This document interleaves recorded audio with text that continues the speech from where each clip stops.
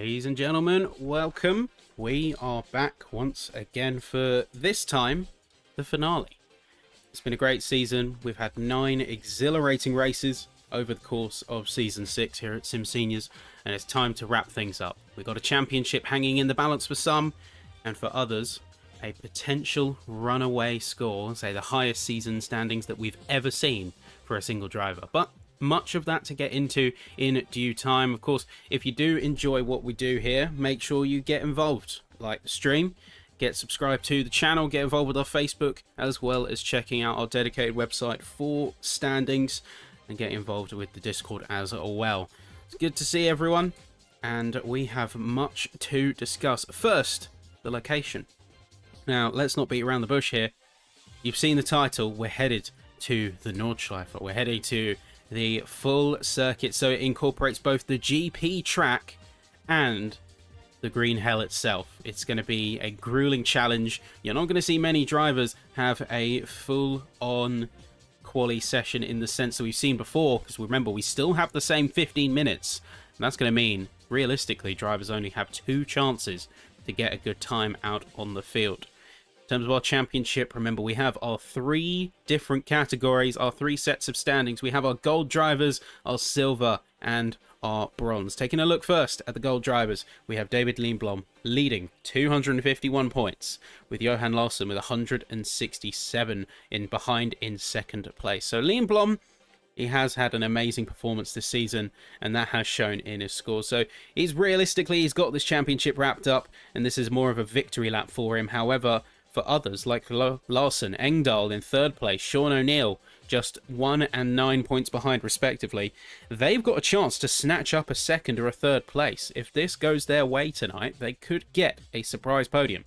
Moving on to the silver class, and this is the one that has the championship most in contention. Justin Cutler has 217 points to his name, with 190 going to the Porsche of McKibben. So that is a much closer gap, and that does still leave an opportunity on the table for some drivers to swoop in at the very last minute. You've also got league owner Colin McNair in third place in the McLaren once again with 183 points. So he's got himself an opportunity in order to get himself on that top step, keep himself there, and with a 20-point gap between himself and Rios, he's got a bit of a safety net, but he cannot rely on it fully. Then you head finally to the bronze tier, and you have Paul Hamby, 264 points. And I do believe that is a record, the highest single amount of points for a driver in a class we have seen in a season, which is absolutely monumental. He's been far and away outperforming, really smashing above his weight grade in terms of his opponents. He's been going toe-to-toe with some of the silver and gold class drivers, really giving them a run for the money.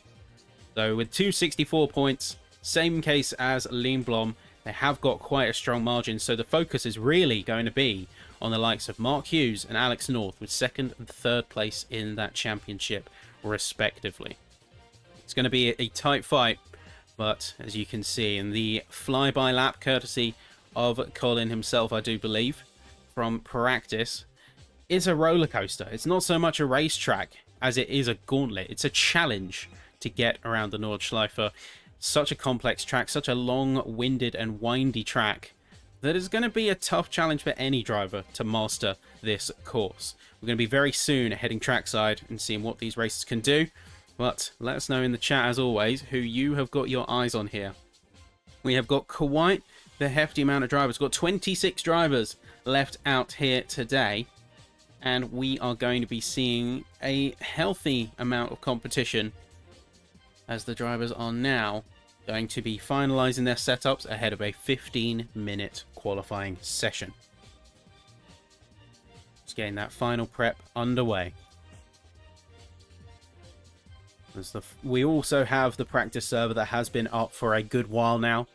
So drivers have had their practice before this, but we take the 5 minutes before qualifying just to make sure that everyone is able to connect to the server. We have had some server issues recently, so we have slightly changed the back end. Hopefully that brings us a little bit more stability. But with that all in mind, we are now about to be going trackside. So, folks, one more time here. We are going to be having quite a good race ahead. As for now, the racers are going to be heading out on track and getting themselves primed for a good quali. Now, they are going to have a very limited amount of time on their hands to actually get themselves out there. And as we're on, just flying up ahead, so we've got board with Jimmy Engdahl here. The important thing that he's going to have to work with and keep in mind is that he's going to have quite an uphill battle. It's 15 minutes. As we said, it only lends you just a couple of minutes to actually get a lap on this field and get yourself acclimatized to the track. So I think that's enough waiting. I think we go all in and we see what these drivers are doing. Up the head of the pack, it is going to be none other than Craig. Starkey is going to be one of the furthest ahead and first out ahead of the rest of the pack. And he's going to have quite a challenge in the form of the fact that it is actually quite late in the evening here at the Nordschleife. 35 degrees track surface temp, 28 degrees ambient, so you've got quite a bit of a difference there.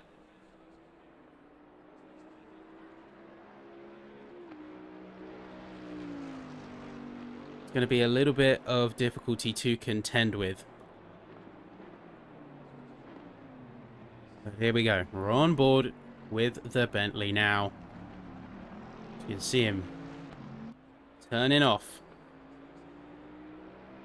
Going to start making his way down the next GP section of the course. Once he comes up out of that, it's going to be full bore. We're going to see a couple of drivers who are maybe struggling a bit. Say Starkey has wrapped himself back around, so we are going to jump ahead. It is in fact going to be Richard Cook, the other Bentley out on the track tonight, who's going to be the first to tackle out the green hell ahead of the rest. We've already got a little bit of traffic, a little bit of congestion as drivers are trying to get out of the way. They've only got those very small runs to make it count. So I would not be so assured in my race efforts here. Cook has gone straight in with it, but a lot of the others seem to have looped themselves back around, taken a bit of a false lap to get their tyres heated around the GP circuit, and then jumping through to the full core lap.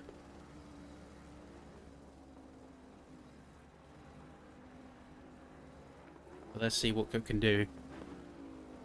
It's already fairly deep into the course, which you've got some iconic sections of the track that we are coming up to. But in terms of your initial section, when you come off the GP circuit, there is a lot of altitude change, and that is going to pose a unique challenge to these drivers. You're going over crests, challenging bumps, trying to stay away from the curbs. And as we see here, some of the corners suddenly tighten up or they camber up. And you have to keep your car balanced through all of that. It's a bit of a rough ride. And a lot to memorize. So far, it looks like Cook is doing just fine, albeit a little bit overzealous on some of those curbs. Bentley seems fairly settled. Set up the car well for this, clearly. If a little bit wide on some of the apexes. Keeping in good form, keeping in good time.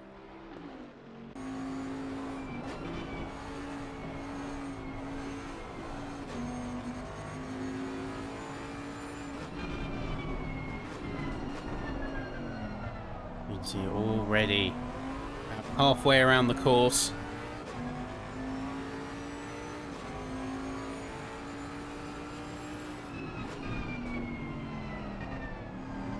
And this is where maybe a little bit of nerves start to set in.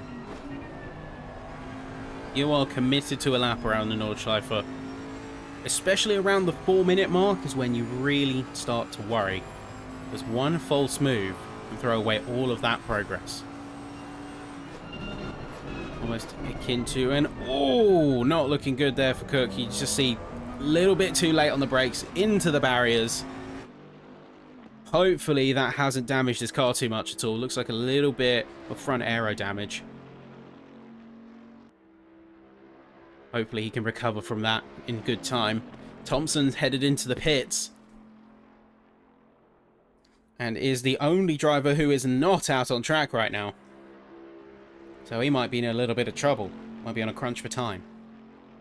Only got 9 minutes left here in quali, folks.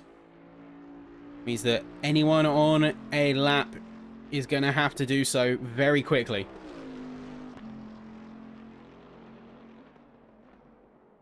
The Cook, regardless, remains committed.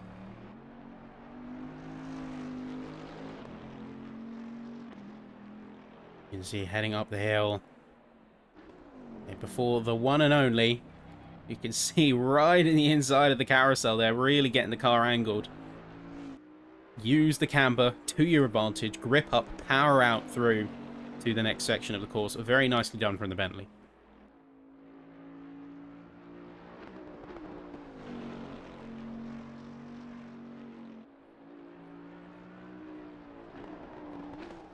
See some drivers are also making some progress of their own. Engdahl now fully committing to the lap alongside Starkey there. Also got a few others coming through, so the other Larson. Patrick along with Hamby, of course, our leader for bronze and the guy to beat in the class. Certainly made quite the statement. And Cutler's also under pressure and doing much of the same. Time is of the essence, however. We have Cook, who is about 2/3, about 3/4, in fact, ahead of the lap.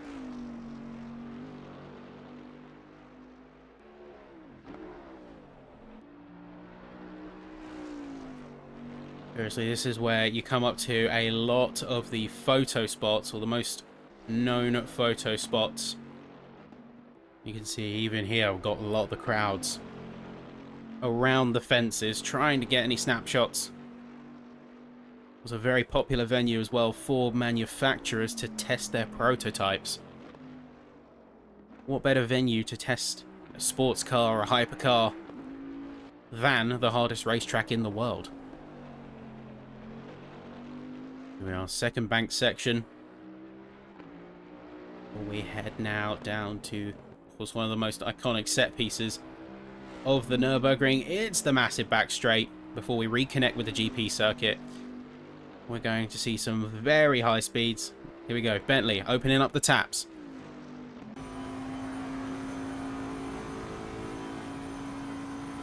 So we see 260, 265. We push it even harder, coming up to the hill now, 270. Just slowing down a little bit over hill. We might have maxed out the gearbox here. Over the crest nicely. Slight left-hander. There we go. We see 275. Then go jump quickly on the brakes. Couple of chicanes before you reconnect. There we go. Slowed down very nicely for that Bentley there. And now reconnecting with the GP circuit in full. Nicely done from Cook. That is effectively a demonstration lap. We have some drivers who are on laps for the real deal. We have Johan Larsson, Tony McKibben, and Jorge Saloma. They're the only drivers who have currently got unflagged laps. So these are going to be the cars to watch. And the ones who will set the initial benchmark.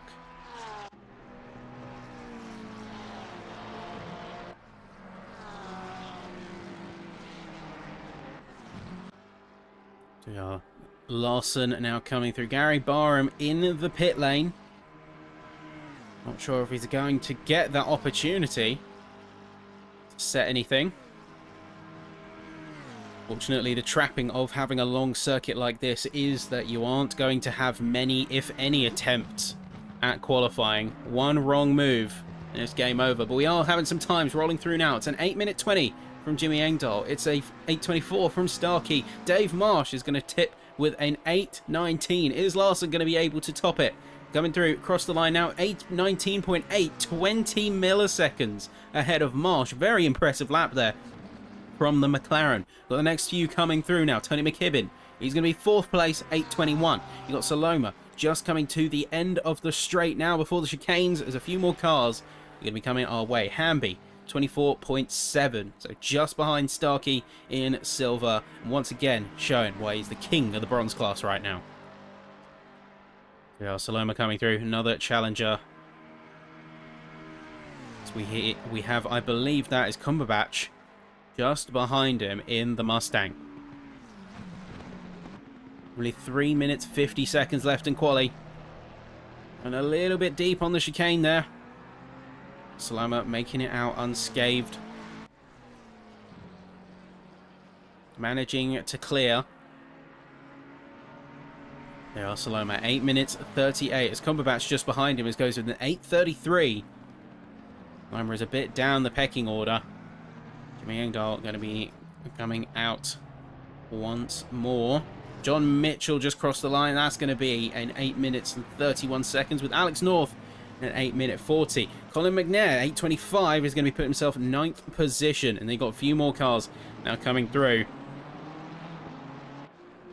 Wallace was last lap of an 8-minute 41, but not validated. So this one is going to have to be the one that makes it through. Otherwise, he's going to be down near the bottom of the grid inside compatriots.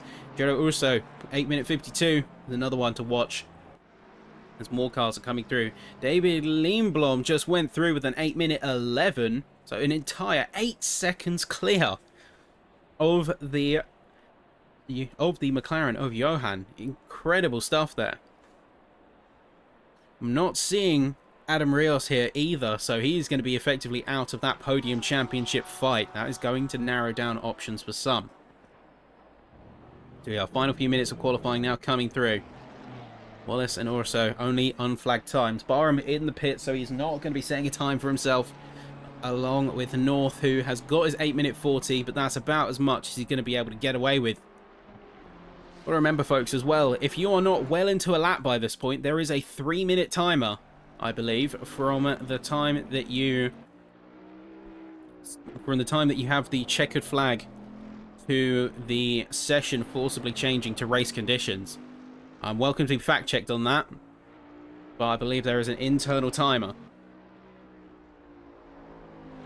So one to keep an eye on. Simon E just came through, and that's going to be an 8-minute 27. Very impressive stuff coming from the McLaren there. As a couple more cars are soon to be crossing that line. Homer is out on a new lap. And then you have a couple more. So it seems like my timing equipment isn't quite functioning as intended, because a lot of laps are showing as invalidated, despite not being so. James Payton, for instance, was flagged until he just came through into 11th place with an 8 minutes 25 seconds. So I'm not sure if there is a bit of a false flagging situation going on here, or what to make of it. Richard Cook seemed to be having a little bit of front aero issues. Briefly had a yellow flag come out for him. As we're down now to the final minute in quali. Dave now in the pit. And we will see what comes of it.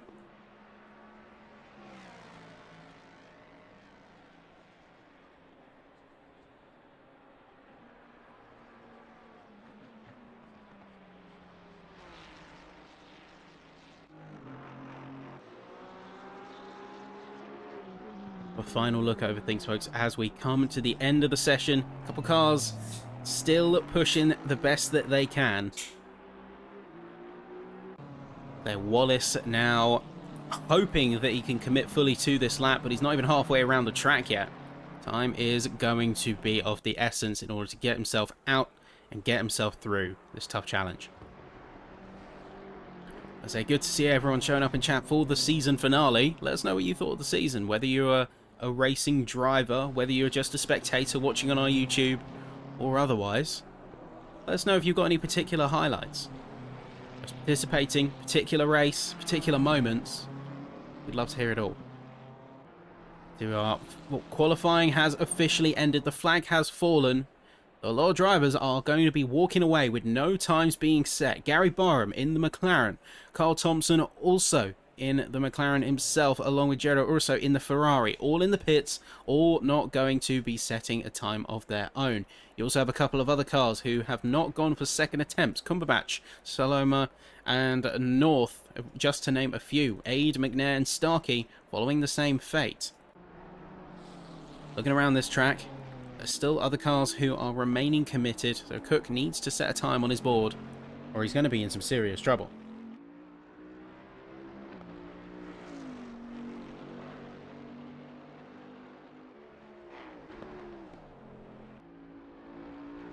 The important thing here is consistency. That's what's going to serve you well in the race. Qualifying doesn't have as much of an impact as one might think in this track. The important thing is you keep yourself out of trouble, you remain consistent, and you pick your timings for any challenges or moves. That is going to be the fight. That is going to be the challenge for these races to handle.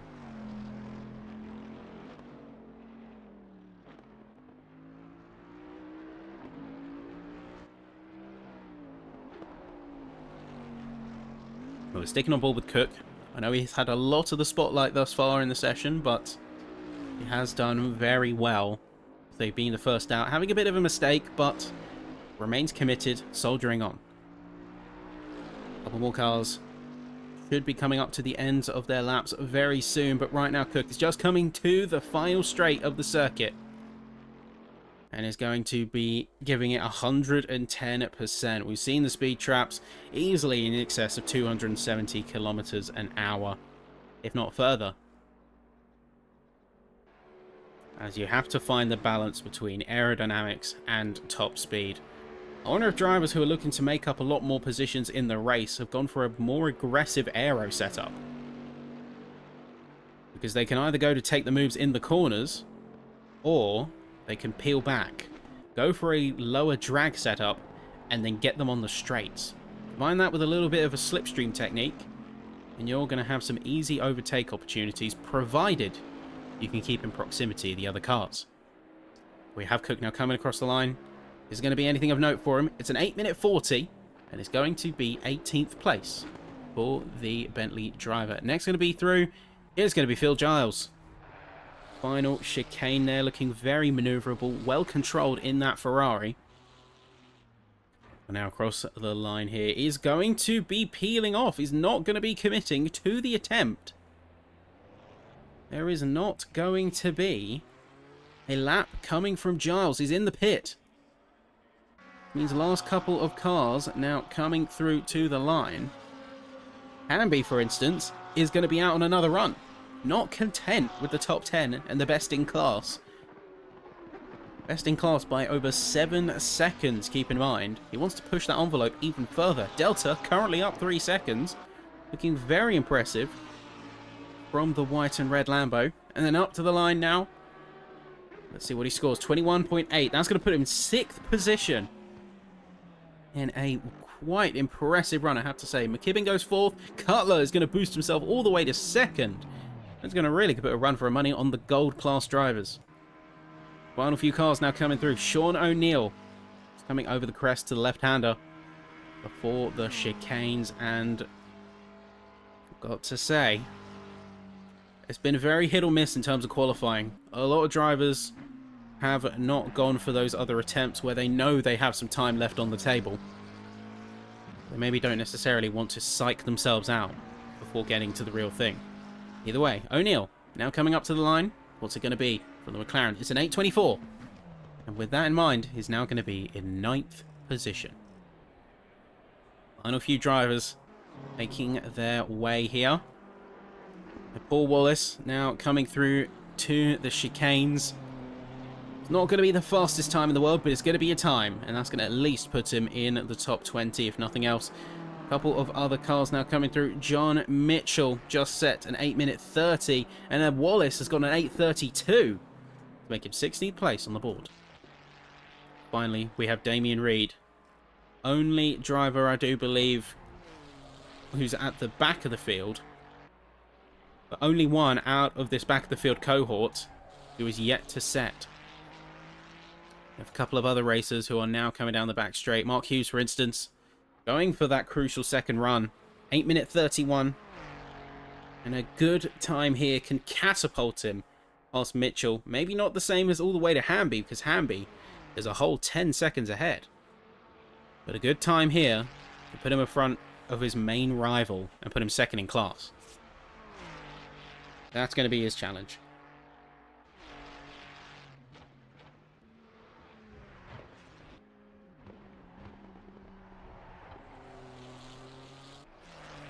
Here we are, final corner now. Hughes about 3 seconds up on his previous time. Going to commit to it. And it's going to be an 8:28. So he's going to hit himself ahead of Mitchell. Put him second in class with an impressive run. Next couple of cars now through.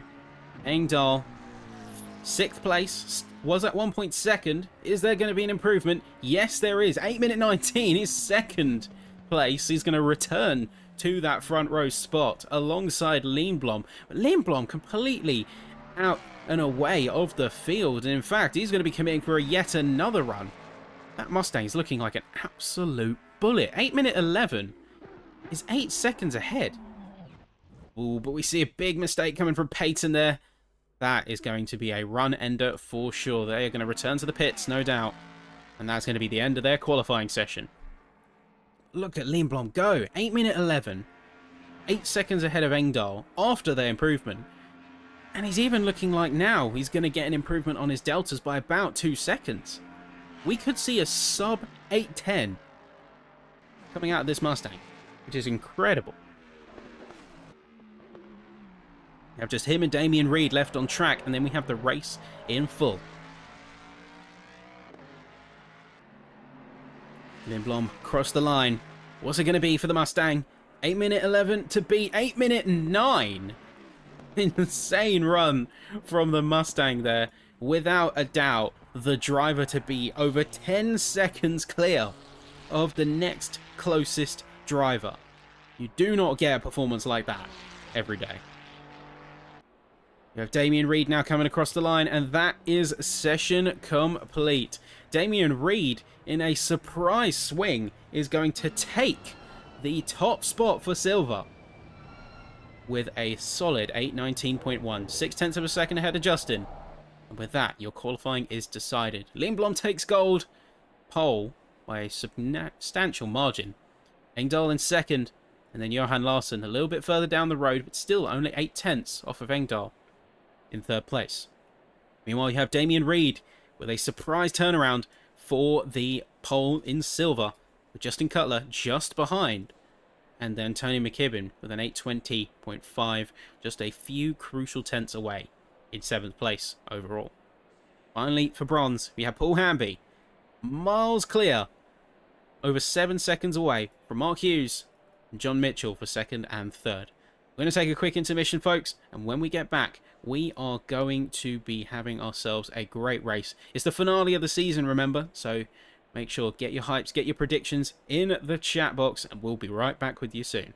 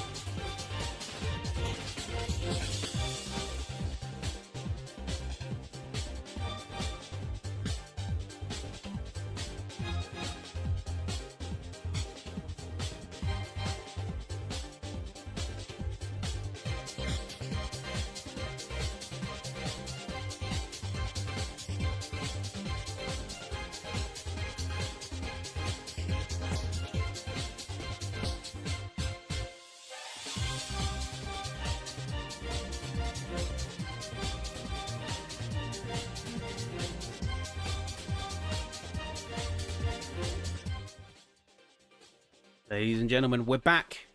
We're back for the 60-minute race. Now, keep in mind, 60-minute race with a mandatory pit stop. But crucial thing to note as well is that the pit stops do not have to include a full set. It can also just be a pit stop for fuel. It doesn't have to include tyres, but with a track like this, I'd honestly recommend it. Because the Nordschleife is a unique beast. It's a gauntlet instead of a race circuit. It's not going to be your typical race tonight. I, for one, absolutely looking forward to this. It's going to be brilliant racing.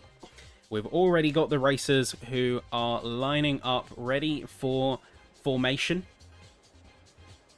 And we are very soon going to be going racing in full. We're going to see a splitter strategy as well, don't forget, because the drivers have the choice of when to go. There's no mandatory pit window. They simply have a mandatory pit stop to take. Now, they could take it in the first 20 minutes. They can take it in the first 10. They can do it in the last 10. The important thing is, how do they play into their strategy? How are they going to fuel up ahead of the race? How are they going to manage their resources, their tyres, especially as the track rubbers in, temperatures start to settle down, and we have ourselves a bit more of an evolved track, which will lend itself better to some worn tyres. Also goes without saying, the amount of variation on this course is going to make it an absolute destroyer of rubber. So you're going to have to balance that with some tyre pressures. You're going to have to look after your car. You're going to have a lot of altitude and direction change. And a lot of chaos, as you're going to have your car set up to be fairly pliant, fairly easy to get the reins on. Otherwise, you're going to be in some serious trouble. Let's see what these racers can do. Just looking to the front, we have Lindblom, undisputed in terms of being the driver to beat tonight. But we also have some other on-track heroes. We have Reed with his last-minute race up to the 3rd position. We have Hamby up in 8th, leading by far and away the bronze runners.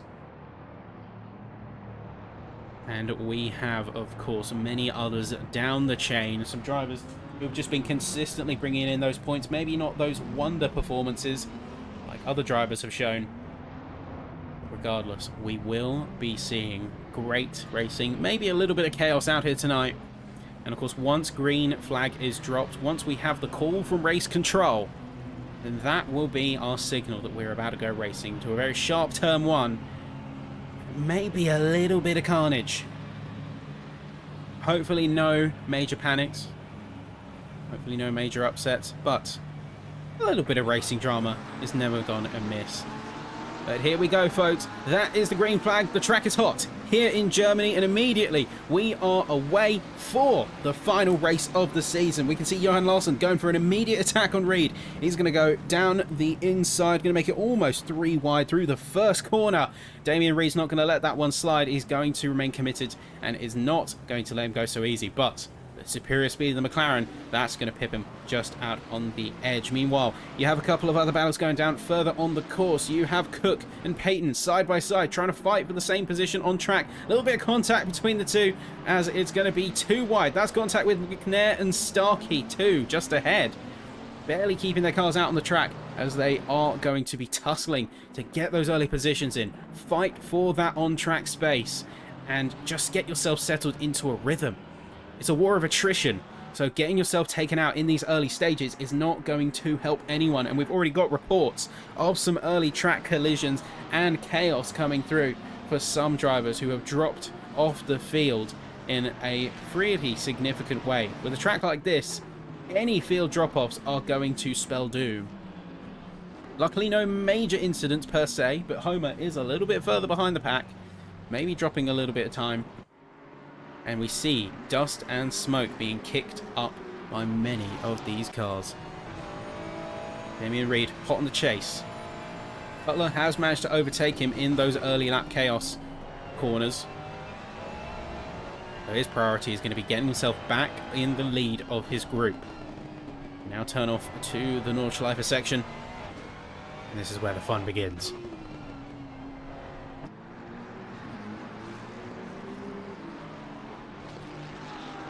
Going to be pushing with absolutely everything they've got in this first lap.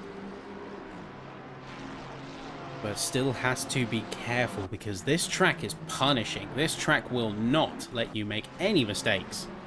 No runoff, no gravel, no one to save you. You make a mistake, you're on your own. And you better hope that there's not going to be anyone who is in your direct crossfire. As we've just seen there, Dave Marsh. We're going to take a bit of a replay to see what happened to that car there. You can see gone just slightly wide. Actually, replay cam not being the most cooperative. But going fairly wide.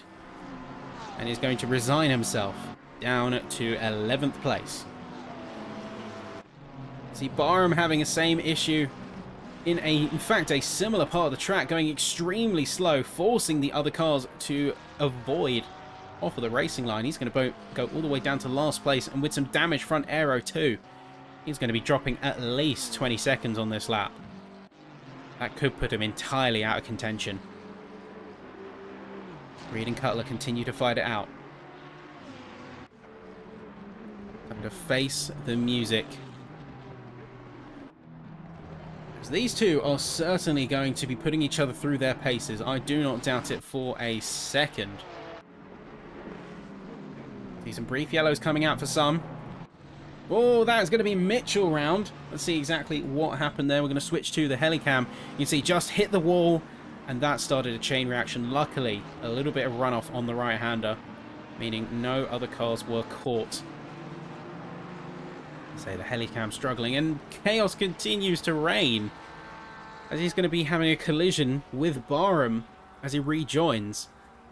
Now he is going to be the driver, resigning himself to the bottom. Back up to the top of the field. Looks like Lindblom, in a rare moment of difficulty, is now in second place. He's got cars either side of him. He's got Larson chasing up the rear, and Engdahl doing a very good job of defending and holding his line, keeping his nerves, making sure he doesn't succumb to the pressure. Because any damage you incur this early in the race is going to be nothing but problems for you. You see John Mitchell is now resigning himself to the pits, where he's likely not going to be continuing. There you have an issue. You are likely going to be out of the race. You see Lindblom, uncharacteristically, he's going to have a bit of a mistake in a yield, it looks like. Going to be peeling away, and Larson is now going to reside in second place. Although it doesn't look like he's going to stay that way for long, as Lindblom has already closed it to about a tenth of a second. Heading right to the back of that McLaren. Not going to give him any much breathing room at all. I think it's safe to say that Mitchell is out of contention, leaving Barham now in 25th. Any damaged aero work, you're going to have to carry that through 7 minutes of a lap. Potentially longer. Simon Aid having a bit of a mistake himself. Cook and Marsh taking the position off of him. Going to have a little bit of a struggle. Drivers continue to tussle for spots. We're coming up to the banking and the carousel. Also, you need to be single file for that. A little bit of a loss of traction on the rear for Cook as he comes out of the carousel. It looks like, oh, very rough times for Wallace. Now coming through. A lot of yellows. Lots of yellows coming out. Absolute carnage around the circuit. What has happened here? We need to get a replay of that stat. Switch to the helicam. Let's see exactly what happened, or as best as we can. Struggle to see through the trees. Looks like there was a collision with another car. Looks like that's Hamby he had a collision with. You can see the carnage has unfolded in full course. And he's going to be in the pits along with Marsh and Hamby, all themselves going to be having no choice but to peel out. It's exactly what we say about the fight for attrition. One foul move, one mistake, and you are out of the pits, and you are potentially out of the running entirely. We're down now to 24 cars. I assume that's going to be dropping even further with a mistake this early in the game. Simon Aid continuing to drop positions, mistake after mistake. I believe he's got damaged aero, and that is affecting his turn-in. A very good point being made is that Lindblom hasn't got anything to necessarily fight for. With such a domineering display in the championship, he's still got it. Even if everything goes wrong, he's still got the championship. Just turning up to the race alone is already solace enough. He's going to continue to push, but beyond parading reasons, beyond display of dominance, he hasn't necessarily got any fighting to do. You can see Hamby now, say, retiring to the chat. Good to see you, mate. Unfortunate to hear that happened. What actually did happen? Because it was tough to catch through the trees. We believe it was a collision with the McLaren, but I'll have to get your perspective. I say, even if you continued, let's see it back out. There we go. Looks like Mitchell is in fact going to be continuing in a very interesting display. Despite being so far behind, he's going to remain committed, and that is the racing that we respect around here. The commitment to continue. Nothing but respect for Mitchell. Well played, good sir. T-bone by O'Neill. Rough to see. Very rough. I'll say unfortunate, mate, but the rest of the championship speaks volumes. So you can rest easy on that front.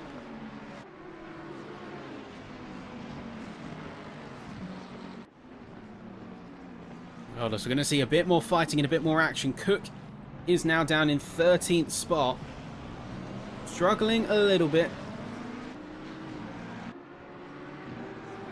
But is going to keep the fight up. You can see the scrapes on that front splitter indicating usually a little bit of aero degradation on the front side.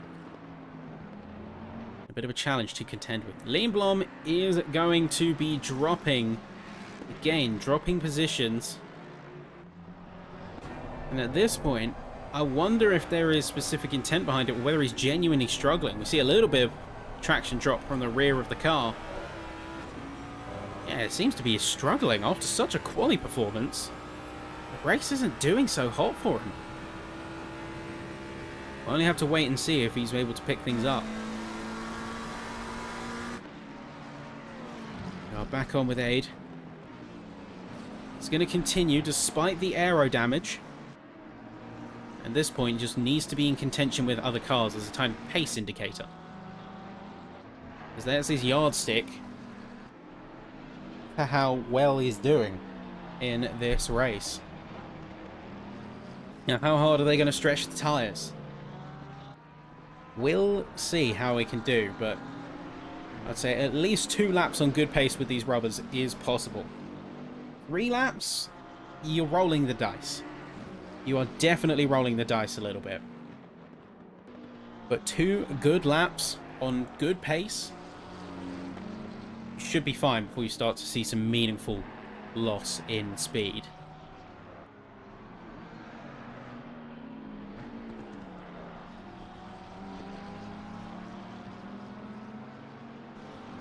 Jump to the front of the field. We'll see Engdahl has pulled out about a second's gap on Larson. This could be a good ticket for him to get away. If he can get out of any range for slipstream or attacks, he can effectively turn his brain into qualifying mode. And when he does that, he's not going to have to worry about any opponents. Just focus on putting on good laps. That's an interesting thing about the Nordschleife. Once you get away from another car, you really can get away. Just as quickly you can be reeled in with a callous mistake, but the gaps can often be a lot larger here than in other circuits. And those gaps can be a lot larger while still being in meaningful contention. For instance, take Hughes. 2 seconds off of James Payton, but look how physically close he is. Still well within fighting range. And with him currently creeping away at that time gap. Ooh, a little bit of funkiness going on with that camera. But even with that time gap and the seemingly loss in pace in some areas, it's still worth pushing. Still worth fighting.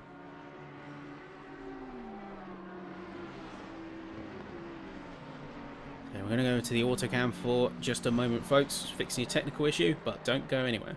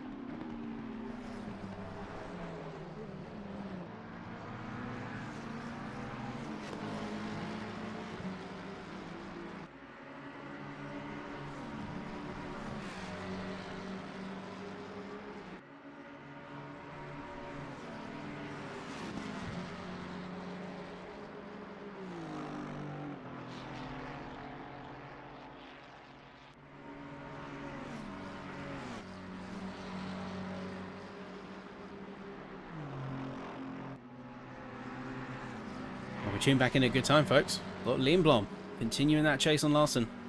Still within a tenth of a second. I do genuinely think that he is struggling a little bit with his pacing. Maybe he has got in that quality mindset a bit too much and he's pushing too hard. That Mustang is notoriously powerful, but can be a little bit harder to handle.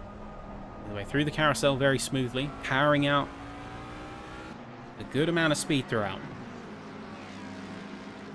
About a second off of Larson, with himself being 2 seconds off of Engdahl.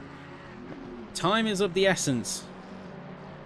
We are down to 21 cars on the circuit as Patrick Larson and Paul Hamby are now fully out of the competition, I think it's safe to say. They've remained in the pits for a substantial amount of time. Mitchell has returned to the circuit, although isn't finding it the easiest time. And we have a couple of other cars who are very close to making some big moves. Cook, for instance, continuing to put pressure on Mark Hughes. And Cook is in a very precarious position. He's not anywhere near any racers in his respective class. Closest one is going to be the likes of O'Neill, who, as a reminder, folks, is in 7th place and is about 20 seconds clear of the Bentley. So Cook's got a difficult choice on his hands. Does he play it fairly safe and settle for a decent position without catching Sean? Or does he go full bore, go full aggression, maybe put himself a little bit at risk of mistakes, but if it means catching up to O'Neill and overtaking the next person in the class, where's the way up? Would it be worth it? That's a good question for Cook and also for you watching. We're also seeing some other drivers who are making some good headway. Peyton in 11th, but could be pushing himself fairly close into the top 10. Starkey doing much of the same, now chasing down Sean O'Neill. And despite being in different classes, being able to overtake someone of a higher grouping, it's certainly a flex, so let's put it that way. It is certainly some bragging rights. Back down in 21st, we have John Mitchell completing his current lap he's on. You can see just in the distance the rest of the field as he is potentially in danger of being lapped. But that's not going to stop him. That's not going to deter the Ferrari. The determination cannot be understated. We are already, folks, just over 15 minutes past. And coming up to the 1/3 mark of the race, things are looking both exciting for some and dangerous for others. Oh, what has happened to Phil Giles? Let's take a quick look from the helicam at exactly what happened. So riding a bit on the curbs, going down into the divot, climbing his way up the hill, and just getting a little bit unsettled on the curbing. And that's all you need, into the grass, losing the car. and into both barriers. Unfortunate for him. Has managed to recover the car somewhat, but he's not going to be running at a good pace. Meanwhile, coming to the end of the back straight, there's a fairly close-knit group. Peyton, Hughes, Cook, all in good proximity. Saloma leading the charge up in 10th position.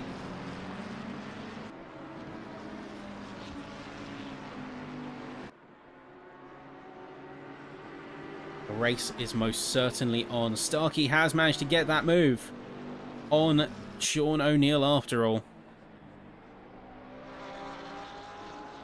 A quality move it is. And McLaren struggling, it seems, a little bit for some areas of the course, maybe the mid-speeds. Although it's tough to necessarily tell because things are chopping and changing and a lot of cars have had some aero damage.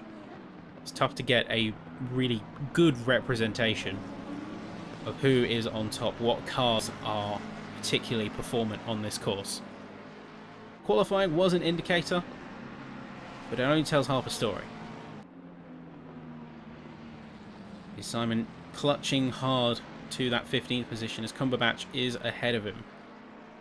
I say the Mustang, at least if Lindblom's performance is anything to go by, proving to be absolutely legendary on this course. Speaking of Lindblom, he has made his way into second, but he's not on the highest of pace. You can see the red, so he has not matched his top pace yet. But he is still working to get back to that top spot.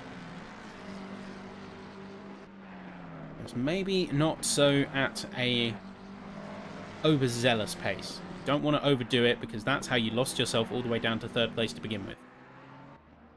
Oh, meanwhile, we do have a yellow coming out. That's going to be John Mitchell. He's going to return to the pits once again. Let's see exactly what happened with him. You can see coming around track. A little bit of a downhill chicane and just not getting the grip. There you go. That is going to be a royal fender bender there.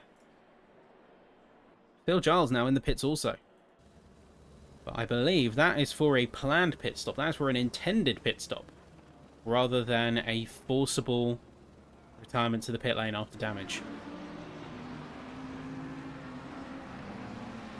We've lost him alongside Simon Eade, who's managed to get 14th. He's managed to get himself up on the field. Very impressive runs. A lot of other cars to watch out for as we come up to the 20-minute mark. Richard Cook still chasing Hughes down and has not yielded an inch for about half a lap now, I want to say. As the fight extended well into the beginning of the previous one.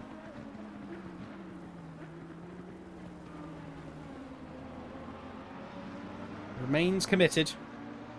I look forward to seeing the battles that are coming out for these ones. There's a Giles in the pit for a fairly long time, so I believe he's simultaneously having to repair some damage on his car. And because of the length of the track, despite the race being technically the same distance, the length of the track does mean it's a little bit less consequential to get your bodywork repaired. Spend a bit more time in the pit lane. As we can see from the helicopter, lots of drivers coming together in a fairly short space.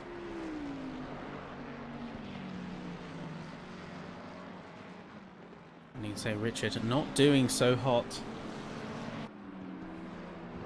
because he is going to be sitting firmly behind that Ferrari, and a little bit of an overextension on the apex is going to mean that Hughes is now over a second out of range. It means the torch is going to be passed to Peyton in the battle for top 10. Loma currently leads the torch for the bronze group, with Hamby, championship leader, out of the running. Opportunity for a few others to score some maybe needed points. It goes for Lindblom up at the top. Now within a second of Engdahl, could be fighting for the lead of this race.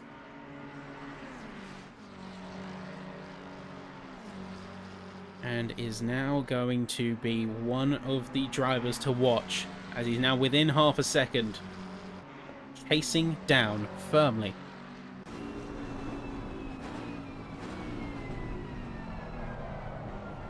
As we've seen his track record in the past, and there's a reason he leads the championship, but let's see how he can do on a unique challenge such as the Nordschleife. I'm going to stick on board with him for a minute as we go through the carousel.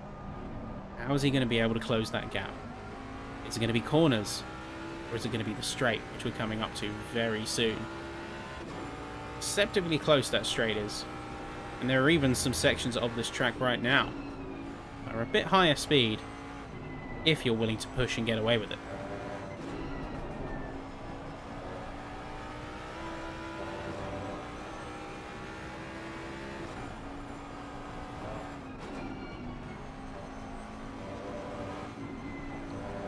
We have Cumberbatch also chasing down Simon Aid once again, trying to retake the 14th spot, but we'll check in with them a little bit later on. Right now, eyes on the top. Eyes are firmly locked on the battle between this Mustang and the McLaren shortly ahead.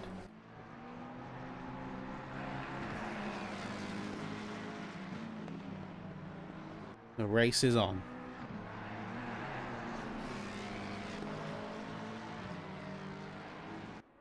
Not to mention, folks, as well, the mandatory pit stop is going to mean a bit of a change up. And I wouldn't be so quick to say that everyone is going to go on the same pit strategy. We've already seen a couple of drivers who have pitted in, Barham and Giles. But they, of course, have been fairly spaced out for the field. This is the leading edge. This is the lead. And the lead tends to control the pacing of the entire race. Although saying that, they have somewhat divorced themselves from the rest of the runnings. Johan Larsson, for instance, is about 5 seconds away. Cutler not far behind. Although Damien Reed is going to be challenging for the lead in the silver context, Lindblom is firmly locked in, taking the fight to Engdahl. Back straight now. This is the area where the Mustang should excel. It's known well for many things, and the speed is one of them. You can see easily passing 280 kilometers an hour, as that is a fierce overtake. Meanwhile, it's only 277 coming in from the McLaren is not going to match those speeds. And even if briefly hitting 280, he cannot do it because the Mustang is now firmly ahead. And that is game over for the lead there. Lindblom has officially taken the lead of the Nurburgring GP here. Comes across the finish line and enter into only the third lap. Half of the session to go. It's quite a unique situation we got here. Lawson into the pits. Is anyone else going to be following? Let's find out.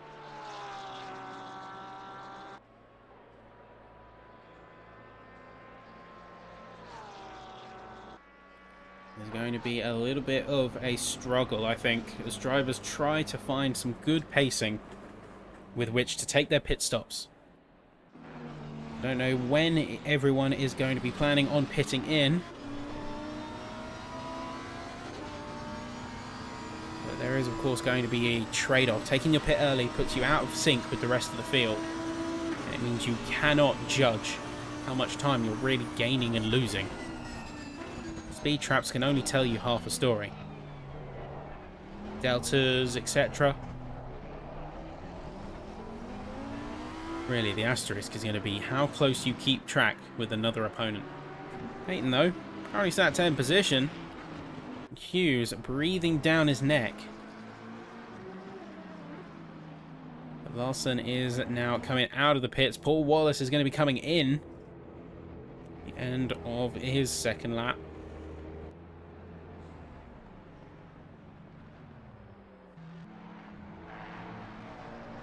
Which leaves a bit of a conundrum at the top. As we now head back onto the Nordschleife section. The problem for these drivers is no doubt going to be tyre life. You can already see them struggling a little bit for grip They are going to have to come in at the end of this stint if they want to keep any good measurable pace around this course. See, an 8-minute 24 being the best that Lindblom can do compared to Engdahl's 8-minute 20.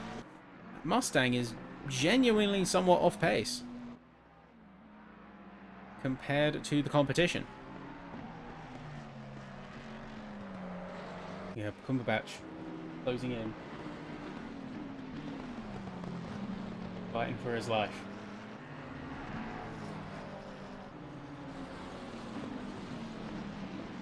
Wallace, meanwhile, heading his way out of the pits into 18th position.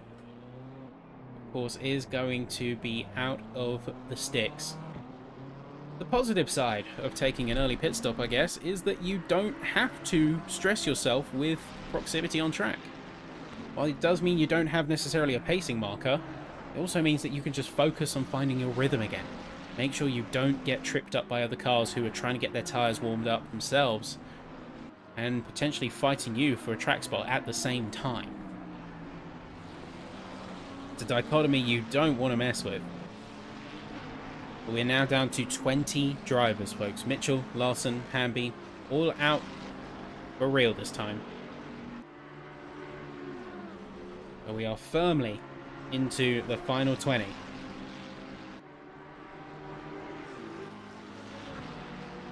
And for a few drivers, this could be quite the difficult task. I mean, I look at the gold class. We have currently got 5 drivers in the gold class, so 25% of the field only is of that top caliber spec. Then you follow that majoritively with silver, in fact. Quite curiously, of the 20 drivers that remain out on this field, I believe we have 9 cars, which leaves 6 dedicated to the bronze tier. So silver cars are by far the dominant force here in this race, and they're going to have the most going on. We're on board now with Justin Cutler. His championship lead here for silver. But he's having to fight Reed off. And Reed could be a bit of a thorn in the side.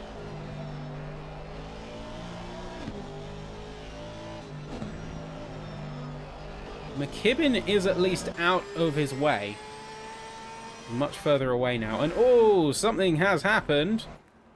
That is going to be Sean O'Neill into the wall. Let's take a bit of an action replay, see exactly what happened here. You can see a little bit of shakiness coming up to this next corner. You can see, oh, just jumping over the curbs. Big impact on that front there. His front aero is going to be absolutely scuppered. You say, in fact, look at that car. It is certainly wounded. I'm not going to be getting any good turn in with that aero setup, my friend.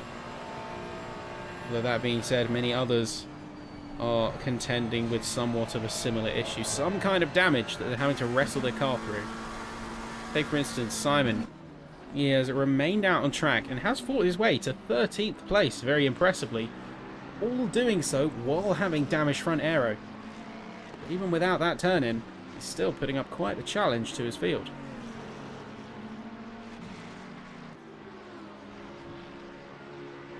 Hughes doing much of the same. He's managed to keep his nose clean for the most part. Still, he's not a driver that you want to be messing with. He knows how to put the hammer down when time comes. Let's say a clean car, clean record. Nothing holding him back from going on the challenge.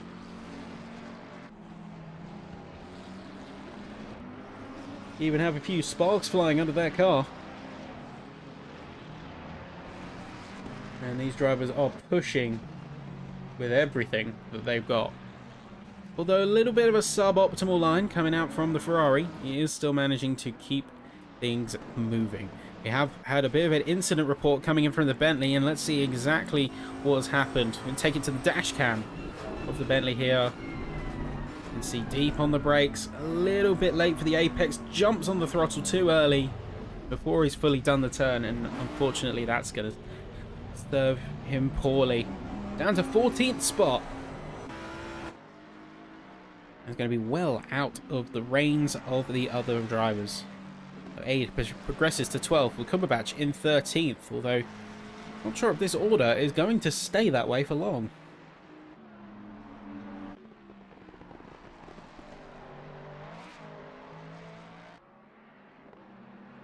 Push is going to be massive. Interestingly, we're not seeing any Mercedes out on the track. I don't think we've got anyone running the Mercedes GT3.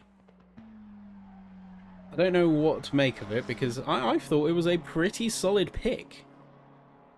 I guess those in the chat can inform me a little bit more. A couple of drivers aren't necessarily comfortable with their cars, because I've seen them in other cars. I look at some of the legacy picks, for instance. Some drivers, for instance, had swapped from an Aston Martin to a Bentley, keeping it British, keeping it in the lineage. I see how it is.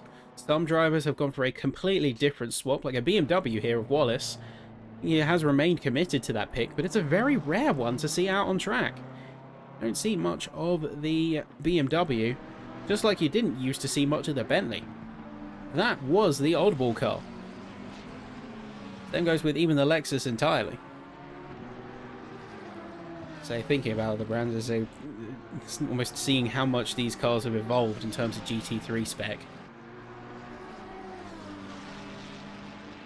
And I say, like, where the cars maybe change, you have a little bit of a BOP change, or you just find something a bit more comfortable with. A friend bought a Mercedes CLA, absolutely hated it, changed it within the year, loved it ever since. Sometimes it just happens. Sometimes that is the way that it goes, and you'll mysteriously find that you suddenly gel a lot better with a certain car. So coming through now, that's going to be Hughes, and oh, that's contact! That is contact. Peyton and Hughes coming together. You can see Peyton flashing his headlights in frustration. We're going to get a replay of that from Peyton's perspective in the cockpit. You can see going right up behind. That's going to be Jorge Saloma. See Hughes, I think, going on the aggressive. You see he's on the right side. Just closes in a little bit. Closes the door. I think a bit too much there. Luckily, very good driving from Peyton was able to recover that very cleanly. But everyone is now heading into the pits. It's a mad dash in there. Liam Blom is, of course, coming out of the pits now, being so much further ahead of the field. They were getting their pit stops in early. Now 25 minutes to go. We have ourselves no pit stops left. Everyone has simultaneously jumped in. Nothing's going to be left up to chance, folks. When it comes to the Nordschleife, with so little opportunities to pit, there is basically no variation in the pit strategy, at least from what I can see, for the majority of the field.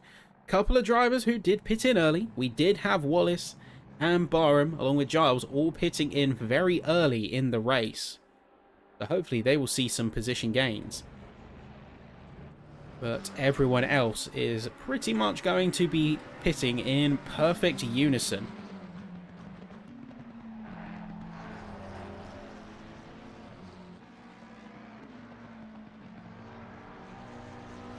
Larson, for instance, now currently sat, and ooh, we've got Urso going extremely slowly out on track. He may be having a bit of a struggle. We got some serious damage. We're going to see what's happening with the number 201 car. Going to have a bit of a replay. See maybe if they incurred a collision, or whether it's just maybe even running out of fuel. Ooh, never mind. That is a big impact with the tyre wall coming out of the chicane. Out of the edge of the final straight. But regardless, they are going to limp their car through. And limp really is the word. They are not able to keep that car on track all that well.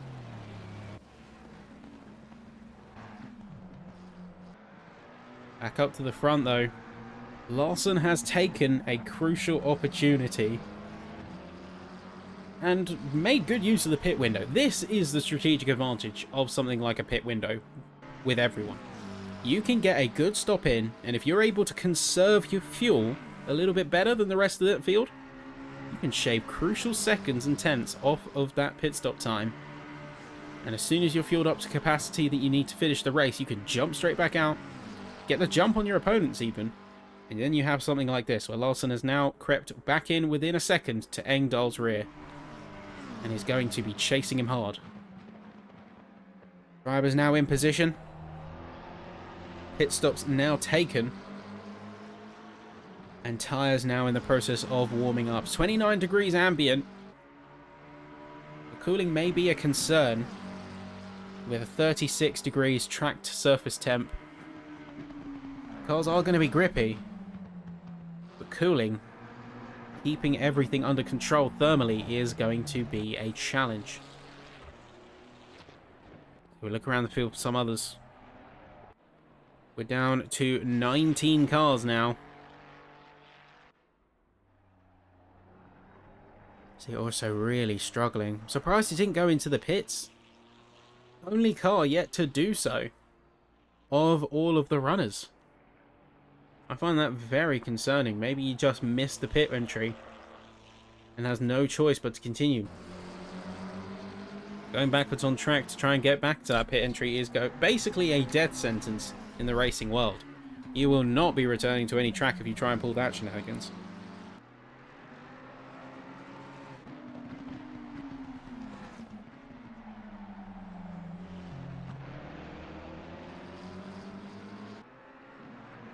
Regardless, the aggression and the push from the drivers is paramount. Oh, looks like we've had a bit of an issue from North. He spanned the car out. Luckily, minimal traffic around him, so he has not got to worry about causing anyone an inconvenience. Also, it's finally into the pits now. They've retired out to the pit lane. They've had to jump back. Oh, just, yeah, a little bit too much curb. A lift-off oversteer, I imagine, from the Aston Martin. That's going to leave him down in 16th. And with a good recovery. But the confidence will no doubt be shaken. Like I said, the confidence is a big factor in the Nordschleife because it is such a roller coaster. You don't feel 100% certain in that car. You are not making it. You are going to find yourself in a wall. Too discombobulated to realise what was happening. That was a hard hit. That is true. That was a very hard hit. Quite the impact on that tyre wall. I would not be surprised if he's having a little bit of a out of reality. Try to sort of come to terms with his car being absolutely knackered and the Spirit not further off. We're at that interesting point of the race as we have 20 minutes left to go where a lot of drivers have spaced themselves out. No one is in massive contention with one another. And the spacing is starting to really come in on itself.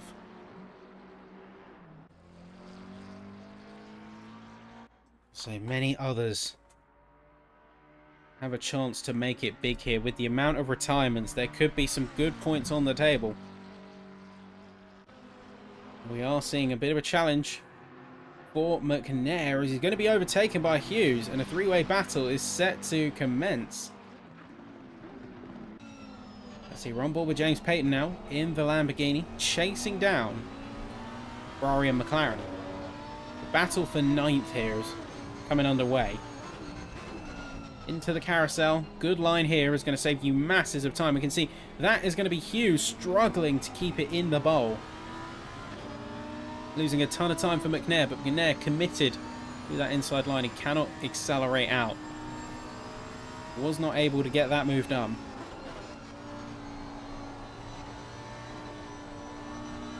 That is going to mean a little bit of trouble for him. Because if he's pushing hard to try and get past, Hughes now knows that, and Hughes is going to leave him in a little bit of trouble. See the number 979 car. That's going to be Damien Reid. Briefly having a bit of an off-track excursion according to the stewards. So let's have a bit of a review and see exactly what happened here. You see coming over the crest. Just a bit too much speed carry through. Wasn't ready for the minimal air time, or at least the loss of grip load.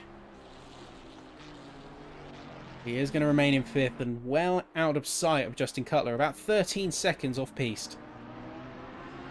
Fortunate for him there. So back on board with Peyton. Just cresting over some of the more undulating sections of this course.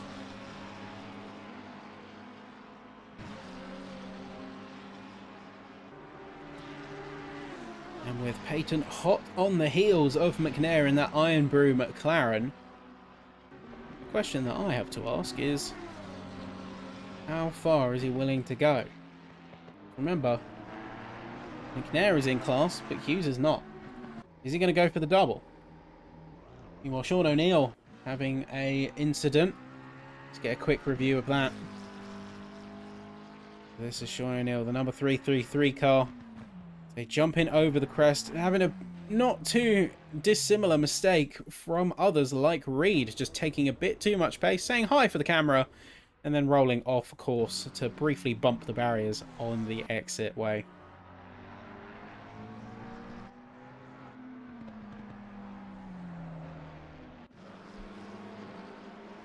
So while we have a bit of a quiet moment on the track, take a bit more of a reflective moment to say how good of a season that this has been. It's been a great chance to really push SimSeniors forward. Make big strides just from Season 5 to Season 6. I feel like there's been a great stride. And while we take a brief moment from the action to just reflect on the season we've had, I wanted to say thank you to all the viewers. To everyone who's stuck around, round in, round out, who's made this possible. To the team behind it who's made it possible. And to the racers who have continued their commitment to this season. Even if it hasn't gone their way, they're still coming in, week out, to bring us great action on the track. For that I'm very grateful. Hopefully, we keep that moving forward as we head into Season 7 and beyond, and I'd certainly like to be there for it. Because time will tell, we will see. And on a word of commitment, who is back on the track is none other than Orso. After an over 3-minute pit stop, they are back out on the course and ready to once again bring the fight to the track. And this is what we mean. Even when you're several minutes behind the competition, when you have to reset to the pit lane, still back out, still driving, still fighting. That's the level of commitment. That's what we want to see, and that's what we'll always appreciate here. So, on ya for getting back on that track and getting into 18th place. Keeping the torch burning. Back out on this field. Something very interesting has happened. I'm not sure if there has been a timing bug, because according to our timing sheets, we have Saloma apparently 8 laps ahead. I'm going to say that that is not correct. There you go. It's just self-corrected. Yeah, I'm not sure that 8 laps ahead is exactly correct. Saloma pulling out some truly next level racing strategy. Hoodwinked us all with an 8-lap lead. That would be longer than the entire duration of the race just tacked on.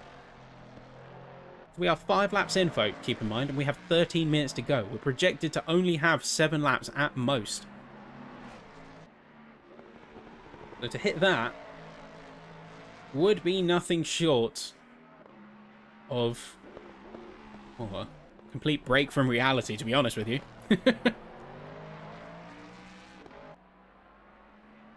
Regardless, so Lindblom is looking like, once again, a driver back on form. 15 seconds clear of Engdahl.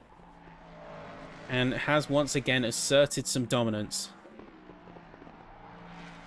back on this field. After such a qualifying strength, I was genuinely surprised to see him struggle early on, but he's quickly re-established himself at the front of the field. Lindblom, not the type of person to simply settle, even with a championship tied up. They're not going to be one to settle for a position. They want to show absolutely everything. They call it racing spirit or call it showmanship. Either way, he's putting 100% of it on the track, showing exactly the kind of driver he is. How hard he's willing to push, prove himself. And meanwhile, on board with Colin McNair, currently sat P10, 5th in class, chasing down Hughes with a little bit of struggle. This is where McNair has to be very strategic about how he plays his cards. On one hand, Hughes is not in class, neither is Saloma. And Saloma is over 38 seconds behind Tony McKibben, who is the next best driver. But he needs to keep pushing forward, because if he doesn't, he's going to have a Lamborghini breathing down his neck. That Lamborghini's name is James Payton. With about a lap and a half to go, roughly speaking, the challenge for him is going to be finding that balance of aggression, keep up with and maybe even overtake Hughes, versus looking towards the rear and keeping himself under control.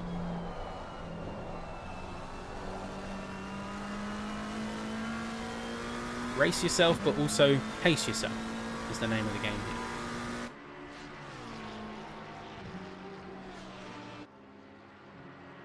So much more of the field has found their own room. Cumberbatch, for instance, 8.7 seconds behind Payton and 19 seconds clear of O'Neill. Certainly not got any stress or trouble that he needs to worry about. That's just one example of the kinds of gaps that some drivers are now starting to express over the field. Lindblom's second or two gains since we last checked on him, 16.5. He is, of course, going to be well and truly clear of his opponent, short of any mistakes. It's the carousel now. Rough entry for Hughes there. Not ideal. McNair is going to use that to close the gap substantially and even peek around the left side. Regardless, that is going to be the bronze driver closing the door a bit on him. Going to mean that he's going to be completely unable to make a move. We're seeing a big throw around in terms of the positions. I'm not sure what is happening here, but we are having a serious issue with the timing boards. It's like, I think Saloma is... Nope, we have reached stability on Saloma again. Apologies for that, folks. I'm not exactly sure what happened. The way McNair's fears have come to pass, as look who's right behind him. Without being able to get past Hughes following his mistake from the carousel, the Lamborghini is now right behind. He has still got about a lap's worth of time to shake the car behind. Ideally, what he wants to do, though, is he wants to get himself ahead of Hughes. Then make sure that Payton doesn't. Having that car as a spacer will be invaluable to his racing efforts. See just the kind of aggression he's putting down with the curbs. Giving it everything to try and retain pace while not succumbing to the pressure from the car behind. So it is getting closer. A little bit of a bank section once again, a bit wide from Hughes. I'm not going to take the full expression. I'm not going to be able to carry the full speed.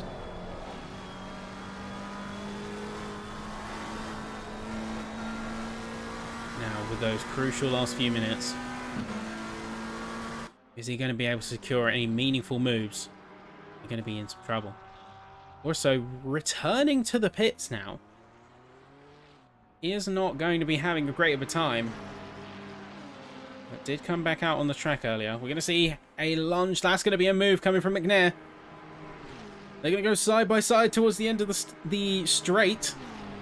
As it comes to the chicane, is going to be Hughes on the inside as we head to the start of it. But that is going to be McNair with a just about enough difference in speed to secure the position. So now Hughes is going to be between the two silver drivers. McNair has a bit of a crucial safety cushion.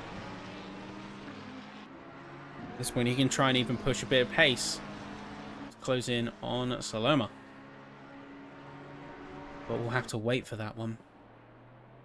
We might even go for another lap after this one, folks. We have not heard the call from race control to say that the leader is on the final lap, which means they predict that Lindblom is going to close at the end of lap 6 before the time runs out. And that means we will have another go. And yes, thank you for the correction. That is a valid point because they reset to the pit lane. Also has not technically had a valid pit stop, so they are now out. They have now taken said stop. And Cumberbatch is going to be doing the same, jumping in here. I imagine that might be the case for some. And their pit stops technically weren't valid if they jumped to them from a position in the track rather than entering them organically. Despite the fight, Hughes is not giving up yet. They did lose a bit of time. They are going to retain at least a decent proximity. Hayton is going to be the one that is struggling. Hayton has not only got Hughes to deal with, but has got the pace of McNair, which was a trouble in its own right. With only 6 minutes to do it. We'll say a driver who has taken some success, Paul Wallace.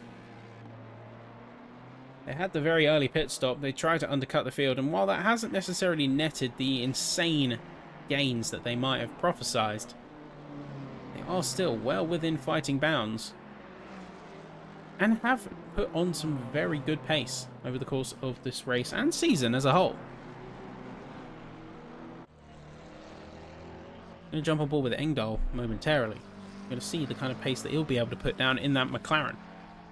I think Lindblom has well and truly run away with it, folks. They're currently 20 seconds clear, and their last lap was 6 seconds faster, and their new personal best, an 8:13 compared to the 8:19 of Engdahl right here. No other driver has posted a faster time than Engdahl, so we are truly witnessing a car, or at least a car-track combo, that is in a league of its own. The Nordschleife and the Mustang go perfectly well together. Hughes is going to continue to try that push on McNair to get P9 back.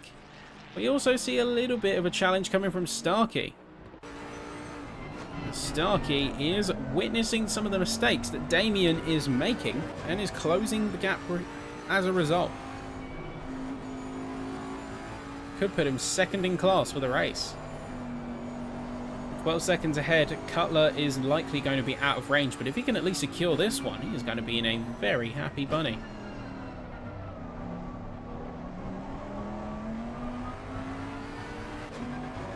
Hughes and McNair have spaced themselves out a little bit, and Starkey himself is seeing a little bit of a falling away.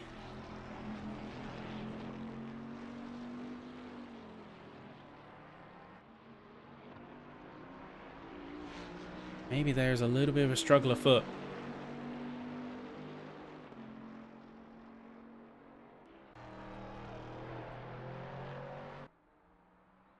No. We are going to see a 7th lap, or an extra lap of this one. That much is confirmed. We're currently sat at 5:30, and Lindblom is about equal on his lap-to-lap deltas. Means that with the time running left, we will have about a minute spare with him crossing the line. So So we will have this race go out for just a little bit longer. And then we will have some fighting talk coming out from the racers in the nick of time. Hopefully, enough of a push. Get some secure positions. But it's been very impressive seeing the drivers handle the Nordschleife thus far. And not necessarily having so much wheel-to-wheel combat, as they have been shown their technical prowess as drivers. As we've reiterated, this is a tough track to master. It's a ruthless gauntlet with hundreds of corners and a ton of things to remember. So being able to compose themselves as well as they have to race as hard as they have over a race distance like this, per lap, cannot be understated. Got some great talent and great work on display here.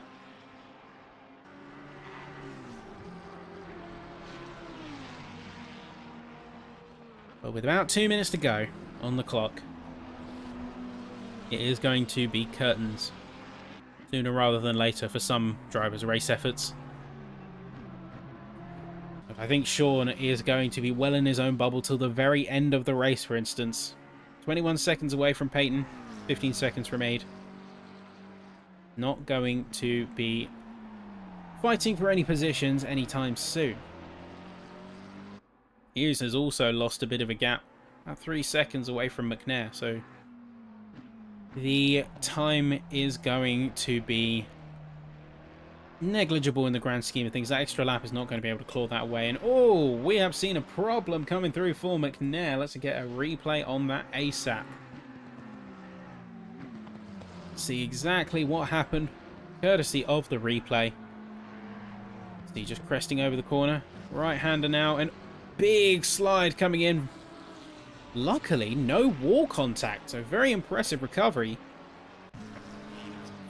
But regardless, McNair, now down to 11th, is going to have to fight both Peyton and Hughes back up. But there you go, that is the call. That the leader has entered the final lap of the race. We have just seen him cross over into either lap 7 or lap 8. I'm not sure which to denote it as. Whether the laps indicator stands for completed or current. And with this extra lap, we also have to wonder if everyone's got enough fuel. Very good point is made. The fuel is going to be a concern. So little laps for the amount of distance you cover. Have the drivers been able to fuel up everything to the very end? Now I believe Lindblom and some of the drivers at the front for sure will have taken this into account. They know their pacing, and it's better to be safe than sorry around the Nordschleife. But maybe some drivers near towards the mid or the back of the pack? I'm not so sure. I'm really not so sure if they'll be able to make it. We might see even a couple of cars go for an emergency stop. Either that or they're going to have to lift and coast like their life depends on it. We'll have to see what comes into fruition. This is going to be Peyton. See the Lamborghini not having the highest top speeds, but still putting down some respectable pace. So that's going to be 270 kilometers an hour and going to creep even higher as we go down the hill into the chicanes. Will we see 275? We'll see 276 just about. And matching, if not slightly exceeding some of the pace of the rest of the field short of the Mustang. You see, this is going to be Peyton now heading into the pits. I repeat, folks, Peyton is now in the pit lane. Is anyone else going to do the same? There's a good rule of thumb coming from Hartnell in there. Fuel for the expected pace of the leaders, not your own pace. Maybe they haven't been keeping full track of it. Maybe they thought they could get away with a bit of an underfuel. But now is going to be the test of the strategy for many. Aid not going to be pitting in. Looks like Peyton is the only one who has gone in for that emergency stop. Cumberbatch remains out. Wallace going to be next through. Are they going to also be coming in? It looks like it. They're veering off to the right side of the track. And yes, that is the BMW in for a pit stop as well, likewise. Emergency stop coming in for quite a few cars. We have Alex North also coming through. Curiously, with a bit of damage that they're having to contend with. There you go, Peyton. Back out on track. Splash and dash. It'll be a quick run in. Because they do not have the time to waste anything else. They've already costed enough with the pit stop, which still is 30 seconds. Has dropped them down to 14th. All the way from 11th.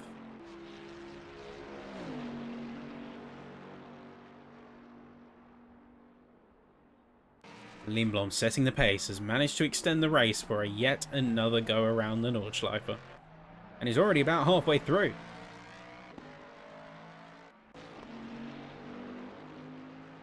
So great driving coming from that Mustang. And looking around the field, great driving as well for those who are trying to contend with battles. As Starkey, for instance, through all of this, has kept neutral on his Delta and has also kept neutral to Damien. No major upsets. If anything, going slightly negative on the Delta, slightly improving on the times. Also see North, who has just come up to the back of Wallace, with Wallace having taken their emergency stop. Are we going to see anyone else do the same? I find it highly doubtful.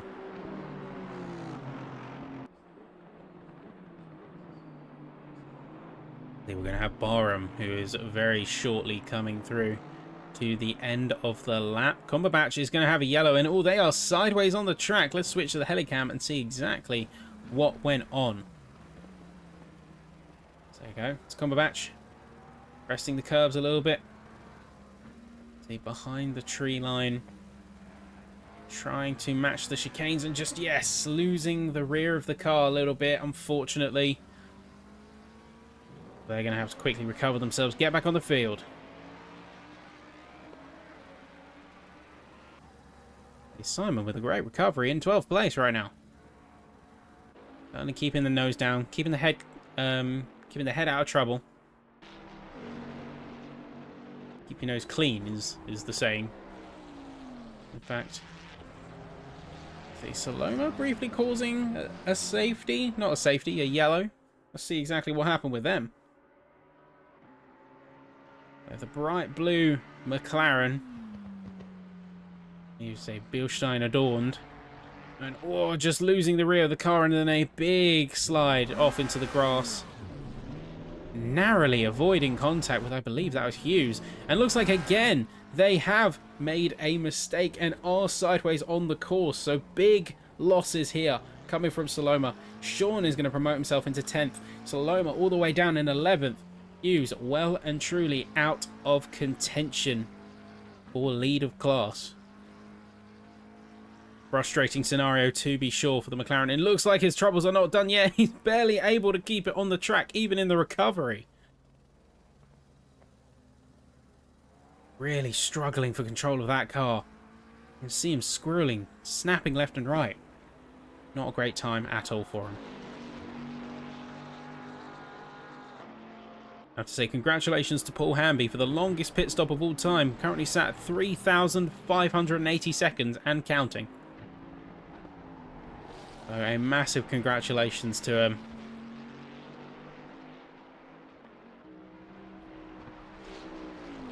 It's only fitting, seeing as they're still in the pits.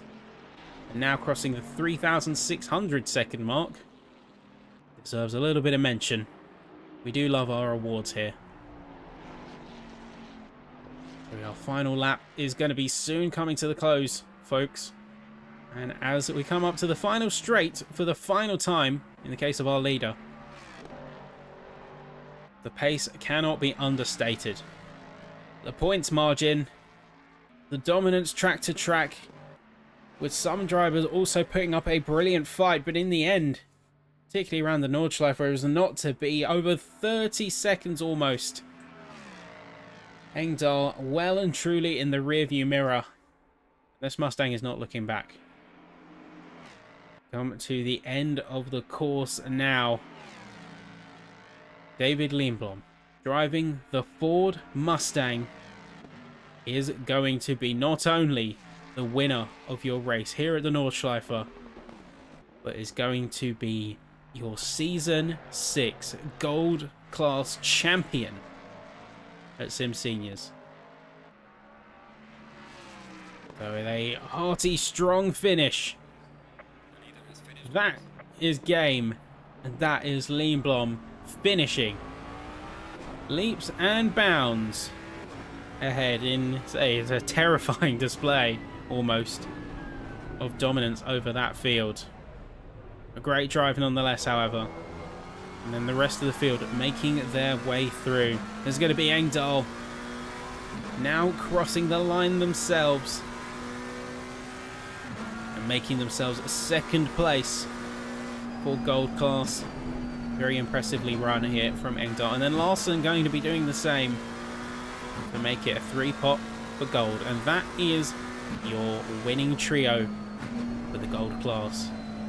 Which leaves just a few more drivers to keep an eye on. Cumberbatch has made a crucial mistake, but as we come up to the line as well, that is going to be Justin Cutler making it the win for silver and cementing his place as the silver champion here in the SimSeniors Season 6 finale. You can see donuts for the leader. A hearty, well-earned celebration as the rest of the field now comes through. Damien Reed and Craig Starkey are going to make your second and third for silver. A well-earned celebration for a good chunk of this field as they now come through. Mark Hughes now coming up to finish the lap himself. Has been quite a solid standout. And one who is going to be taking the win today. For bronze, it looks like, as they make their way down. Final few corners. They can breathe a sigh of relief, and you can almost see it in their driving. It becomes much more relaxed. Much less on the ragged edge of power. Finally making their way across the line. Mark Hughes flashing their lights in jubilation. Maybe across that line and winning for bronze. Great displays there. Beautiful scenes. And as one chatter said earlier, shaken but not stirred. The Loma is going to be making their way slowly to the end. For a bit of a final lap drama, it's not the position they necessarily wanted. But second in class still is nothing to scoff at by any stretch of the imagination. They had a rough ride towards the end of this race, but they stuck with it, they kept going. And through some grit and determination, they make it across the line, second for bronze. See, almost cruising the car through. Well done there to Saloma, indeed. There's more drivers now on their way through. Peyton and Cumberbatch not far behind. And then coming on to the final straight here is going to be Wallace. But once again, folks, I want to make it clear as the drivers are wrapping up their races, just how great of a season this has been. Very much looking forward to seeing what Season 7 and beyond brings, as our final few drivers are now making their way to the finish line. Orso has crossed the line in 18th place. Their determination and grit being rewarded.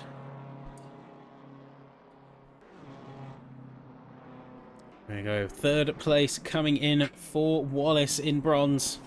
Those are your top threes for each of the classes now on their way, making it home. Yeah, nicely done. Wallace now cementing himself as A quality driver. There you go, North also going to be making it through in bronze, which just leaves Gary Barham left out on the course. Last driver to be pushing. And still has a little bit of a distance to make it to the end, but if you do enjoy what we do here, folks, it goes without saying, but please do show your support for what we do. A like would not go remiss. And if you want to stick around for Season 7 beyond, you'll want to be jumping on the subscribe. So I know we recently passed 300 on the YouTube channel, which is an amazing feat.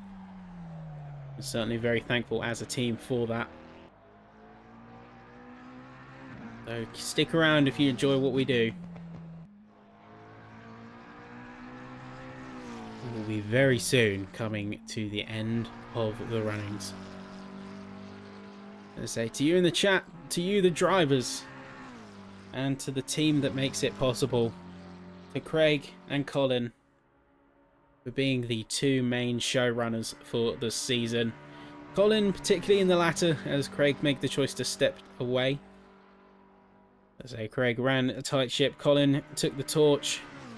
I say Colin being the overall owner, making this alongside the rest of the staff team, making it all possible.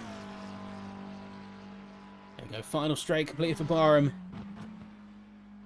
And now we come to a close. A hard-fought 17th position for Barham, but a place well earned. Crossing that line now. Great work for Barham. And the championship is all but sealed. Great work, everyone. Your final standings are as follows. We wrap up the session, and we'll be wrapping up the stream as well. It's been a pleasure to have you all. And with that being said, be sure to stick around for future seasons, as I know they're already in the works, but I'm not going to spill any details just yet now, am I? We'll have to just wait and see for that one. To all you drivers, to all you viewers, it's been an absolute pleasure commentating for you all. I've been Ben Sapsford. I'll hopefully see you very soon. And for now, not forever, but just for a little while, take care and goodbye.